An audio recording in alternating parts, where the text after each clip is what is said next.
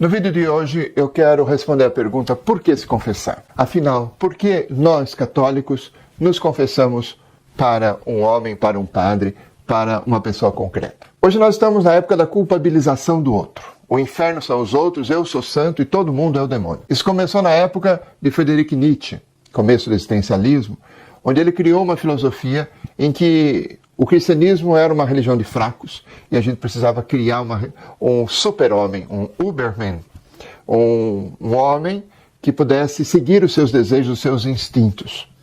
E ele criou essa filosofia.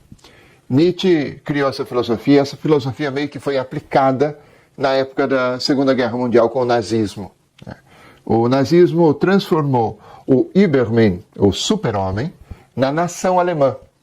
E a nação alemã desumanizou os judeus, os ciganos, os católicos, todos aqueles que eram contra a política de Hitler. E, na verdade, ao desumanizar, ao transformar o outro em inimigo, em objeto, em não humano, nós estamos falando aqui de pecado. Ou como a primeira carta de João diz, capítulo 1, versículo 8, se dissermos que não temos pecado, nós nos enganamos a nós mesmos e a verdade não está em nós. Ou como o Evangelho de João, capítulo 8, versículo 44, diz: o diabo é o pai da mentira e ele é assassino desde o começo. Então, o assassinato, a morte, a desumanização do outro é pecado. Mas não só esse tipo de pecado. Nós temos outros pecados menores. Hoje, nós estamos na época da pós-verdade, onde qualquer pessoa pode dizer: isso é belo, isso é verdade, isso é bom.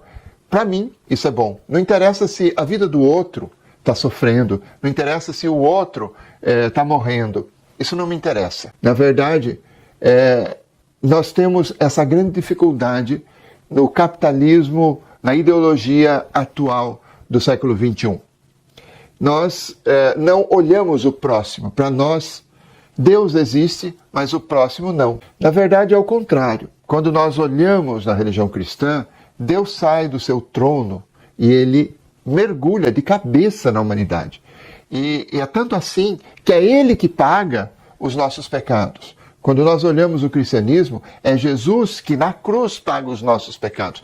Não somos nós que vamos atrás de redenção.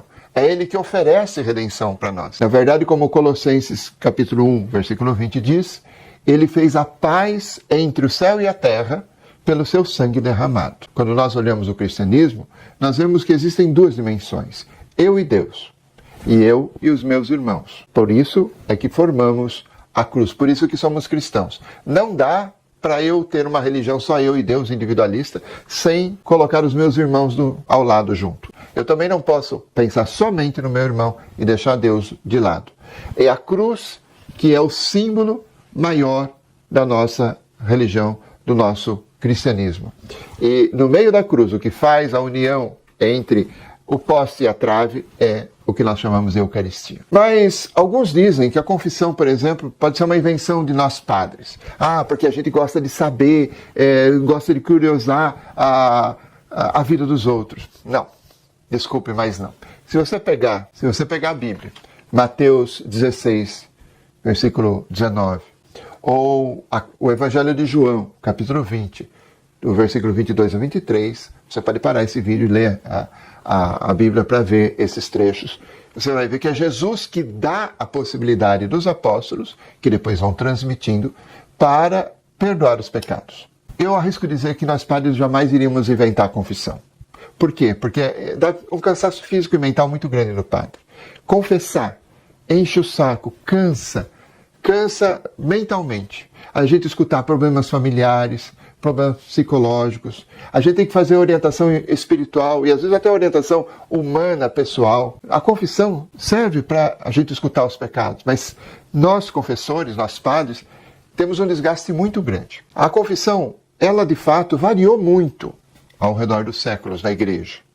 Ao longo da história, ela variou muito, mas sempre houve o mesmo desejo do clero de servir e de perdoar. Nós estamos falando de um banho na graça de Deus. O que faz um banho na sua vida, na minha vida? O banho refresca, o banho cura, né? Ele nos mantém limpos, né? Se você estiver sujo, uma ferida pode infeccionar. Mas a primeira coisa que você tem que fazer se você tiver uma ferida é lavar essa ferida. Então o banho dá alegria, ele melhora o humor da pessoa e dá energia para viver. Quando você está assim meio borocochô, meio não sei o quê, você toma um banho, você se renova. Isso tudo, a confissão faz tudo isso. Ela nos refresca, ela nos cura, ela nos dá alegria, ela nos dá energia. A graça de Deus faz tudo isso em nós. Agora, claro, quem não gosta de tomar banho diz, eu estou bem. Rapaz, o cara tá uma suvaqueira, o cara tá um cheiro, todo mundo em volta percebe, menos ele. Sugestão para você, tenha um ritmo para se confessar. Se confesse uma vez por mês, sei lá, coloque um alarme no seu calendário, no seu celular. Comece a se confessar com regularidade. Não precisa se confessar toda semana, mas cada 15 dias, um mês. Comece, primeiro dia do mês, sei lá, primeira sexta-feira do mês, eu vou me confessar. Né? E aí você procura o sacerdote, confia. E comece a se confessar regularmente. Você vai ver como isso vai te fazer bem. Como isso te faz um bem danado. Como isso vai melhorar a sua vida cristã. Se você gostou desse conteúdo, se você gostou desse vídeo, deixe o seu like, por favor. Deixe o seu comentário aqui embaixo também. E se você puder compartilhar com uma pessoa que não gosta muito de se confessar, compartilhe esse vídeo. Isso vai ajudar no meu canal e vai te ajudar a evangelizar. Um abraço, até mais, até o próximo vídeo.